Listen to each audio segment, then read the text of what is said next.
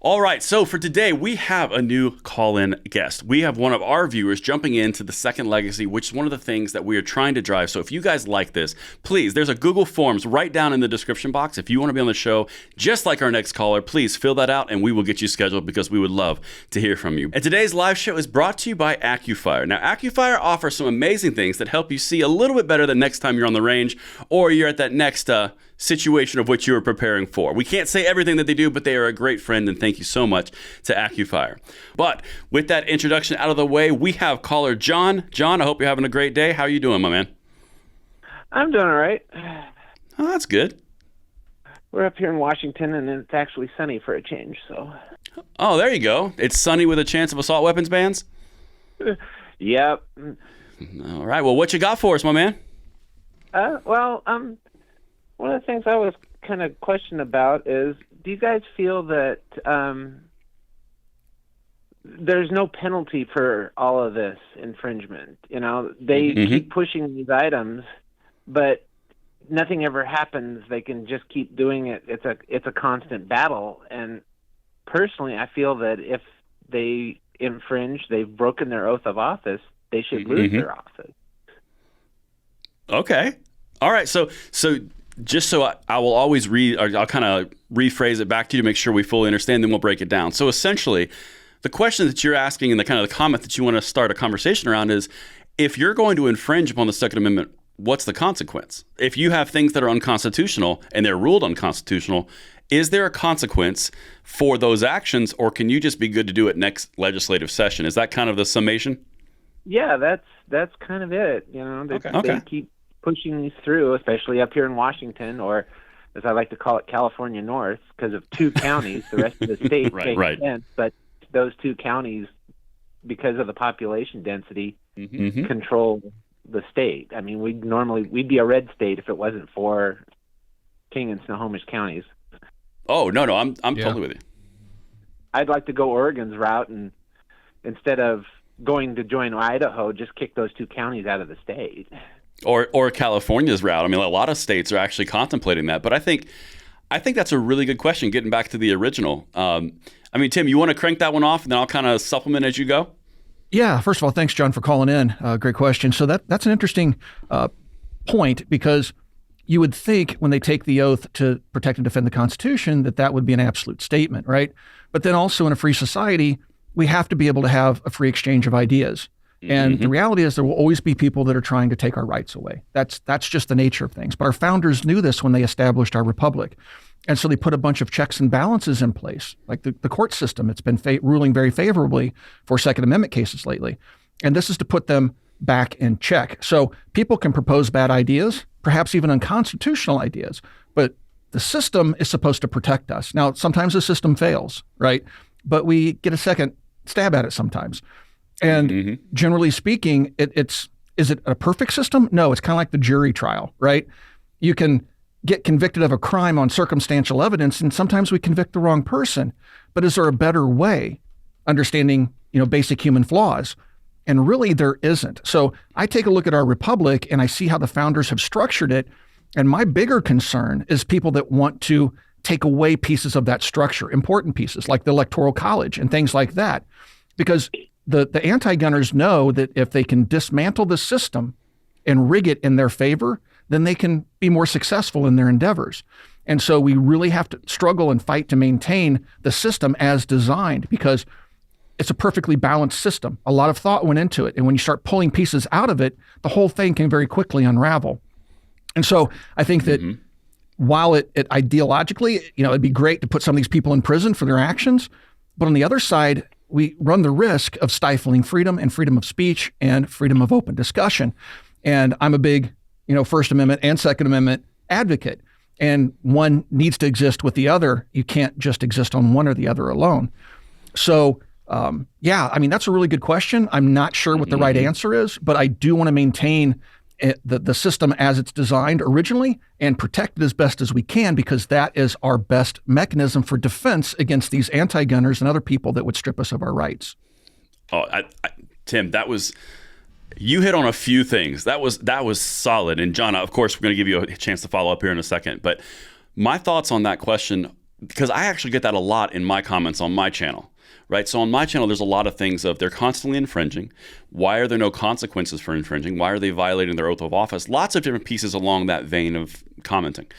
So my perspective is actually kind of, it's similar in perspective from what Tim was just saying, but I think I take it a little bit kind of a more down to the people first approach. Because yes, the system is amazing. The system has checks and balances. The system is built incredibly well. I mean, I would argue it's one of the best built systems in the history of humanity.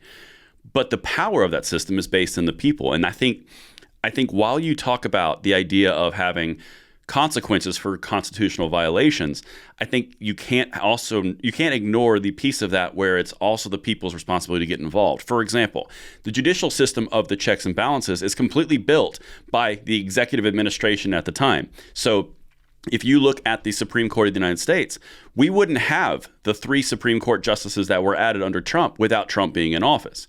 You wouldn't have had those judges confirmed without the Senate being read.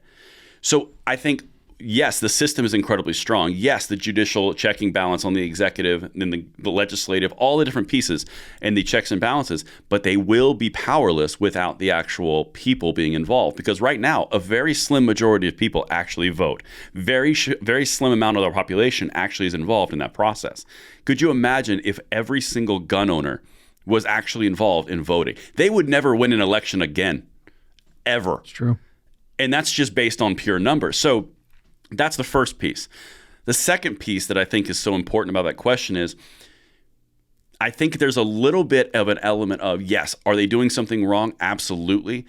But that's wrong based on the judicial system's opinion of what is wrong at the time. Again, going back to the population and who they place in office. So for example, the shoe were on the other foot, and the Second Amendment were reinterpreted by a left-leaning Supreme Court as, well, no, actually the militia is the only ones that can bear arms, so the individual cannot have that firearm. So on a different element, would there be laws affirming gun rights be punished as unconstitutional? I don't think that that's something that's actually viable from a standpoint of consequences. I think that's a concern of they need to be impartial and they need to stick to that document. I think that's the important piece, because that swing door or that screen door can swing both ways, if that makes sense. Yeah. I hope I landed that plane. Well, I want to kind of expand upon that, because many times, because I read commentary from both sides of the aisle, right? I like to see what my adversaries are talking about and the ideas they're putting forth. And believe it or not, the gun grabbers think that they have the Constitution on their side. Oh, so yeah. It is a double-edged sword when you go down the path of imprisoning people because of what they believe, right? And even if that flies in the face of the Constitution, we have mechanisms in place. We have the court, we have just elections. If you don't like what your politicians have done, you get to kick them to the curb. That's the system working, right? And so we have to be very careful, because again, that knife does cut both ways. And if the Supreme Court was to decide, as Braden said, that the Second Amendment doesn't protect an individual right, they go back to the collective argument, and it protects a collective right, and the National Guard is the militia, and only the National Guard can have firearms, then we become the outlier, and then they can say, well, you're an anti-constitutionalist, and you're trying to break the Constitution by arming yourself, and you only want to do it because you want to cause an insurrection, and everything else they can make up, and next thing you know, we sit in prison. So it goes both ways. And so we have to take a look at this holistically and from a very high level, and make sure that, I think, the best course of action is to simply preserve the system as designed. But yeah, John, what do you think about those points? I mean, I'm really curious to hear your thoughts. They're very valid, but one of the things that no one seems to realize, on the left at least, is the Second Amendment is not telling the people what they can do. It's telling the government what they can't do. Mm-hmm. And there doesn't seem to be any kind of a distinction for them. Yeah, and that's. I'm so sorry. Keep going.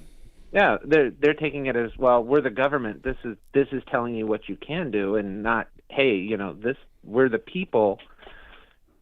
You're not supposed to touch this, and they're like, nope, here we go.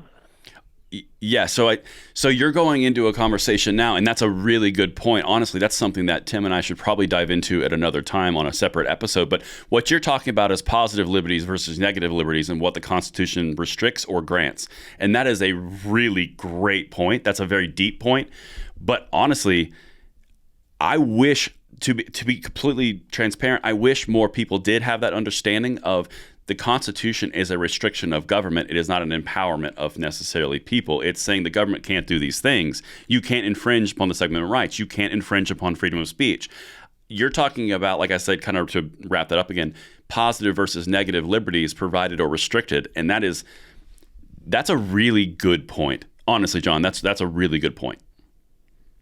Oh, thank you. Well, John, thank you for calling in. It means a lot to us. And, please, let everybody know that you hang out with online or in person about the Second Legacy.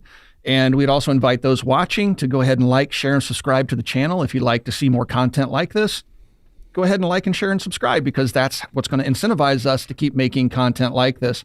And John, again, thank you for calling in. Until next time, we'll talk to you guys soon.